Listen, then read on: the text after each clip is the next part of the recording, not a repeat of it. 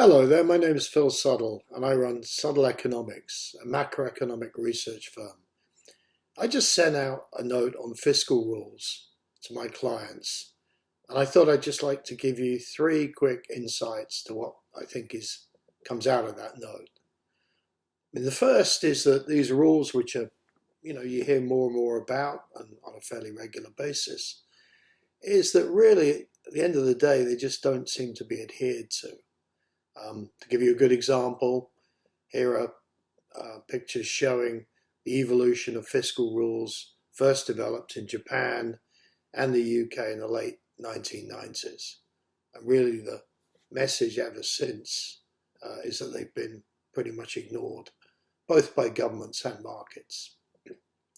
The second topic I address in the note is, why is this? Why aren't people more worried that these rules never seem to be adhered to? And more importantly, perhaps, that the resulting debt to GDP ratios for many governments has just been steadily upwards. Well, I think there are three reasons there. Number one is that a lot of these rules are just poorly crafted. The spending that you really need to restrain to meet the objectives, for example, in the United States, what we call mandatory spending, isn't covered by them. The sequestration rules of Graham, Rudman, Hollings onwards did not cover these items.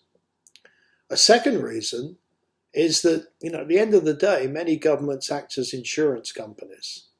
And in recent decades, they've not just been providing underfunded pension and health insurance systems, which are a growing problem, but they also have been providing very sizable, what I would call catastrophic insurance services, initially against the financial crisis and then against the pandemic. And many of the private sector beneficiaries from this support system have been able to take the gains while the public sector has absorbed the cost in the form of higher debt.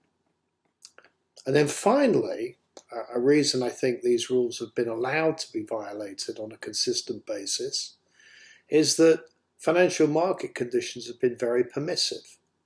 And this has a lot to do with the role of central banks in buying government debt, often well in excess of net issuance through the budget deficit. The result is that many governments, and I give the example in the paper of the Biden administration in 2021, many governments have been able to sort of undertake what I would call wishful thinking in their budget planning by assuming that real bond yields can be negative for an extended period and can be well below even anemic growth rates. In that sort of scenario, budget constraints don't seem to bind. So that's looking back why some of these budget rules haven't held up so well. Looking ahead, however, I wonder if things might be a little bit different. And I give you a couple of illustrations here.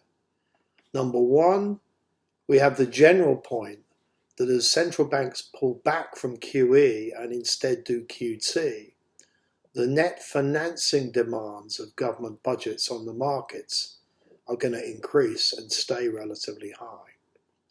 And number two, we have the very specific illustration of the Truss government in the United Kingdom, which lasted just a few weeks, and its demise was largely related to what I would characterize as the bond market vigilantes coming back into force.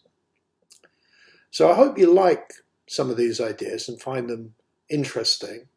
And if you'd like to understand more and learn more about Suddle economics, here's how you can do it. Thanks a lot.